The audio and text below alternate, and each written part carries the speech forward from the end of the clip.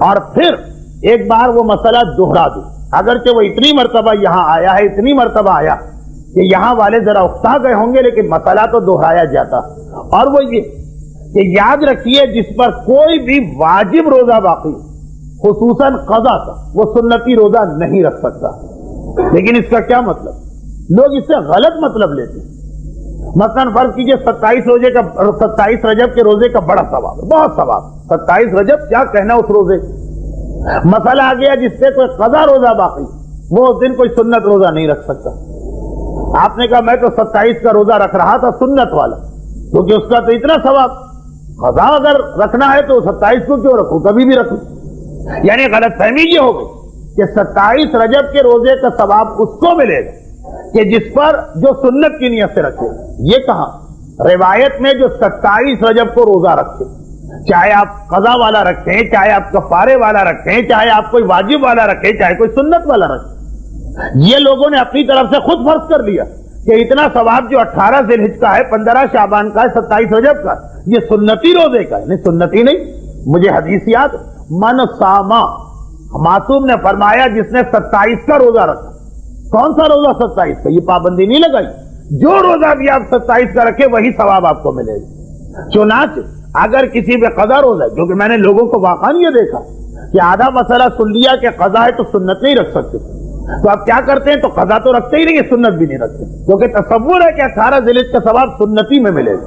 سنت لفظ نہیں، جو روزے کے عالم میں ہے 27 رجب، چاہے دنیا کا کوئی بھی روزہ وہ رکھ رہا ہو، اس کو وہ ثواب ملے گا، سوائے ایک روزے، اس پر بھی بحث ہے، کچھ علماء کہتے ہیں اس کو بھی ثواب ملے گا۔ جس نے پیسے لے کر کسی مرحوم کا روزہ رکھا، اس کے اوپر بحث ہے کہ بعض علماء کہتے ہیں جب پیسے لے لی تو ثواب کس بات، اور بعض کہتے ہیں کہ اگر اس کی نیت پھر بھی ثواب کی تو ثواب ملے گا۔ لیکن اگر پیسے لیے بغیر کسی مرحوم کا روزہ رکھا تب بھی پورا ثواب ملے گا۔ میری 2 ہفتے پہلے کی تقریر، بلکہ شاید پھر تو ثواب 70 گنا بڑھ جائے۔ تو یہ یاد رکھیے گا کہ اس مسئلے سے آپ دھوکہ نہ کھائیے کہ اگر سنتی روزہ ہے قضا نہیں رکھ سکتے تو آپ روزہ ہی رکھنا چھوڑ دیں۔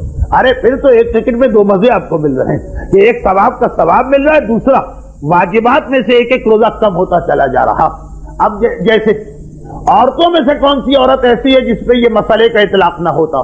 مردوں میں ہیں بہت سارے مرد کہ جن پر اس مسئلے کا اطلاق نہیں ہوتا، یعنی ان کا کوئی قضا روزہ ہی نہیں، اس لیے کہ ایک تو ویسے ہی اسلام لڑکے کے روزہ شروع ہونے کی ایسی عمر بتائی گئی کہ اس سے کافی پہلے ہی لڑکے شوق میں روزہ شروع کر دیتے، 15 سال، چلے آج کل 15 نہ صحیح 14 یا 13، تب بھی اچھی خاصی سمجھداری کی عمر۔ لڑکیوں کی ایک تو عمر اتنی کم ہے، 9 سال میں روزہ شروع کرا دے، اسے بھی 11-12 سال میں بہت شوق ہو جائے گا، لیکن 9 سال تو ایک تو اس وجہ سے کئی روزے قضا ہوتے ہیں۔ بہت کم لڑکیاں معاشرے میں آپ کو ملیں کہ جنہوں نے 9 سال سے ایسے روزے رکھے کہ ایک روزہ نہ چھوڑا نہ توڑا، اس لیے کہ کبھی خاندان کے دباؤ سے رکھا تو جاتا، لیکن اللہ نے پھر حمام کیوں بنائے، نل بھی ہے، پانی بھی سکتے۔ وہ تو بہت سی جب سمجھدار ہوتی ہیں تو ہم لوگوں کو خط لکھ کے مسئلہ پوچھا جاتا۔ تو اب مسئلہ یہ کہ اکثر عورتوں پہ قضا اس لیے کہ ان بیچاریوں پر اتنا پہلے روزے کا بوجھ ڈال دیا گیا کہ وہ اس وقت سمجھدار نہیں ہوتی کہ ہم کیا عبادت کر رہے ہیں، ناسمجھی ہوتی۔ اگر سمجھدار ہو تو جیسے لڑکے 12 سال 11 سال میں اکثر گھرانوں کے لڑکے شروع ہو جاتے، بلکہ بعض اوقات ناراض ہوتے ہیں کہ ہمیں کیوں نہیں روزہ رکھوایا گیا، کیوں نہیں شہری میں اٹھایا گیا۔ لیکن وہ 9 سال کی عمر تو بہت کم، اس میں شوق ہوگا 2 راتوں کا، 4 راتوں کا، 6 راتوں، اس لیے وہ والے روزے قضا۔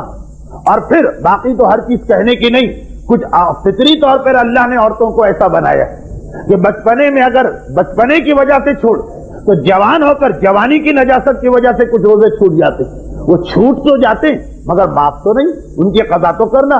تو اب یہ کتنا بہترین موقع کہ ایک تو پورا رجب ویسے ہی سنت ہے روزہ، 27 رجب یا 13 رجب یا مثلا پہلی رجب کا ثواب دیکھ کے یہ نہ سمجھیے کہ یہی 4-5 روزے، رجب کی ہر تاریخ کا ثواب، ہر تاریخ۔